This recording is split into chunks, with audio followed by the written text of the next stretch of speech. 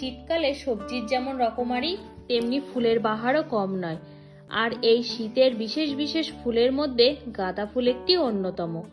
ফুল বাগানে ফুল ফুটবে এটাই তো স্বাভাবিক, তবে একবার ভেবে দেখুন তো, আপনি যদি একটু বুদ্ধি করে আর ভালোবাসা দিয়ে নিজের হাতের সাহায্যে আপনার হেসেল ঘরেই এই ফুল বানাতে পারেন তবে কেমন হয়। নমস্কার বন্ধুরা, ভাই বোনের হেসেল ঘরে সবাইকে স্বাগত।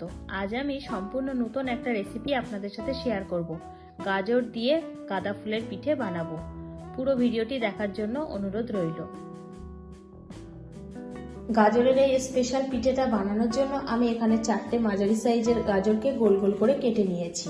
আর নিয়েছি একটা মাঝারি সাইজের নারকেল, যেটা আমি কুড়িয়ে নিয়েছি আগে থেকে। প্রথমে আমি এই যে গাজরটা নিয়েছি এটা আমি সিদ্ধ করে নেব। এদিকে আমি আগে থেকে এই কড়াইতে জল দিয়ে রেখেছিলাম, জলটা ফুটেও গেছে। এখন আমি এই কেটে রাখা গাজরগুলো দিয়ে দিলাম।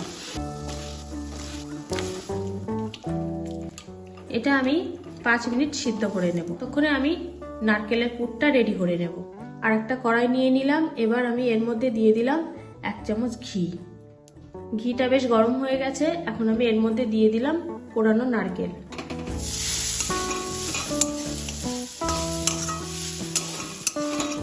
এবার এই নারকেলের মধ্যে দিয়ে দিলাম হাফ বাটি চিনি আর দিয়ে দিলাম হাফ বাটি খেজুরের গুড়। এবার ভালোভাবে এটা নাড়তে থাকবো। পুরের টেস্টটাকে আরেকটু বাড়ানোর জন্য দিয়ে দিলাম 1 চামচ গুঁড়ো দুধ। এটা এবার ভালোভাবে মিশিয়ে নেব। চিনি গলে গিয়ে একটা রস তৈরি হয়েছিল, সেটা কিন্তু শুকিয়ে গেছে। দেখুন পুরটা কিন্তু আমার রেডি হয়ে গেছে। এবার আমি এটা নামিয়ে নেব। পুরটা রেডি। এবার আমি দেখব গাজরটা কতদূর সিদ্ধ হলো। গাজরটা ওইদিকে সিদ্ধ হয়ে গেছে। আমি এবার এগুলো নামিয়ে নেব। গাজরটা হালকা ঠান্ডা হয়ে গেছে। এখন আমি এই গাজরের একটা মিহি পেস্ট বানিয়ে নেব।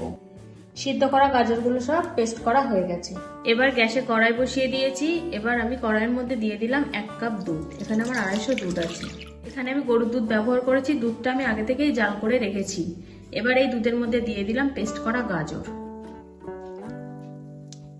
এবার গাজরটা দুধের সাথে ভালোভাবে মিশিয়ে নেব।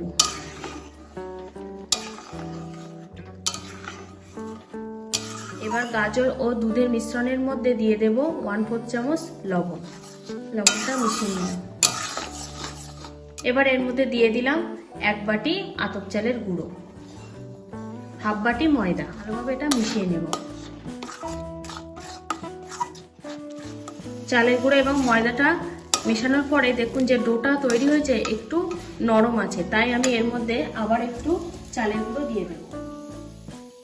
ঠিক এইভাবে একটা ডো বানিয়ে নেব।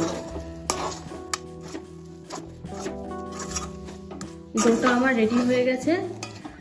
এবার আমি এটা নামিয়ে নেব, কিছুক্ষণ ঠান্ডা করে নেব। হালকা ঠান্ডা হয়ে গেছে। এখন আমি এই ডোটা ভালোভাবে মেখে নেব। খুব বেশি ঠান্ডা হলে আবার শক্ত হয়ে যাবে, ভালোভাবে মাখাটা হবে না। ঠিক এইভাবে মেখে নেব ভালোভাবে। একটা স্মুথ ডো কিন্তু বানিয়ে নিয়েছি। এই দেখুন এইরকম করে একটা ডো বানিয়ে নিতে হবে। এবার আমি এই ডো থেকে অল্প একটু ডো নেব, নিয়ে হাত দিয়ে এইভাবে ঘুরিয়ে গোল করে নেব। এই একটা বল করে নিয়েছি। এবার এই বলটাকে হাত দিয়ে ঘুরিয়ে এইভাবে একটা বাটির শেপ করে নেব। ঠিক এইভাবে একটা বাটি বানিয়ে নিয়েছি। এবার এর মধ্যে যে নারকেলের পুরটা বানিয়েছিলাম সেই পুর থেকে অল্প একটু পুর এর মধ্যে নিয়ে নিলাম।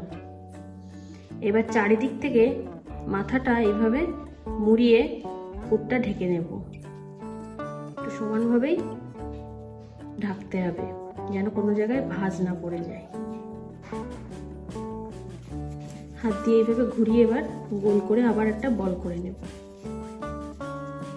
এই যে একটা বল বানিয়ে নিয়েছি। এবার বলটাকে হাতে ধরে একটা মাথা চওড়া চিমটি নিয়েছি ছোট, সেই চিমটি দিয়ে সাইডগুলোতে এইভাবে ধরে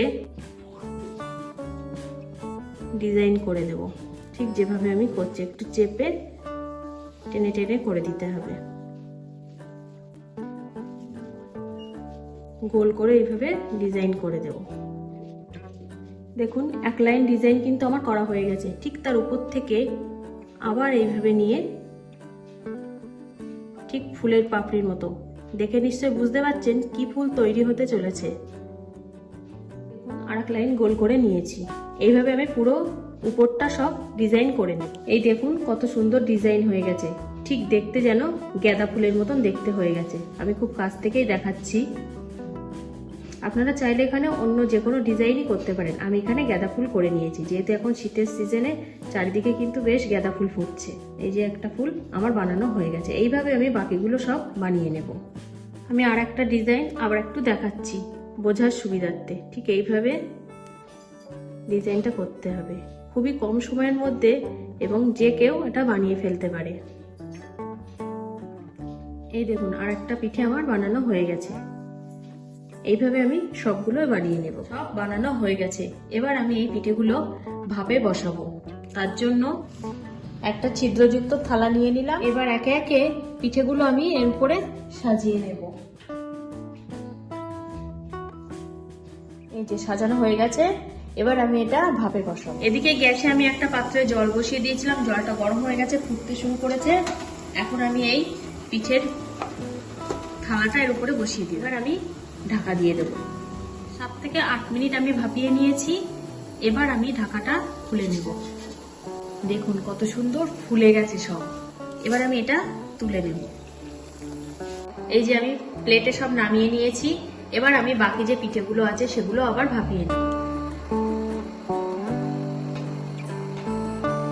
আবারও ঢাকা দিয়ে দিলাম। দেখুন বন্ধুরা কত সুন্দর দেখতে হয়েছে, পুরো একদম গাঁদা ফুলের মতনই লাগছে। আমার তো দেখে মনে হচ্ছে এরকম ভাবে সাজিয়েই রেখে দিই। দেখুন আমি কাছ থেকেই দেখাচ্ছি কত সুন্দর দেখতে হয়েছে দেখুন। আর এই দেখুন কতটা সফটি সফটি। একটা আমি কেটে দেখাবো ভেতরে পুরটা ঠিক কেমন হয়েছে। এই দেখুন কত সুন্দর সফট হয়েছে। আজকের রেসিপিটা তাহলে এই পর্যন্ত। যে সকল নতুন বন্ধু আমার ইউটিউব চ্যানেল থেকে দেখছেন তারা অবশ্যই চ্যানেলটিকে সাবস্ক্রাইব করে দেবেন।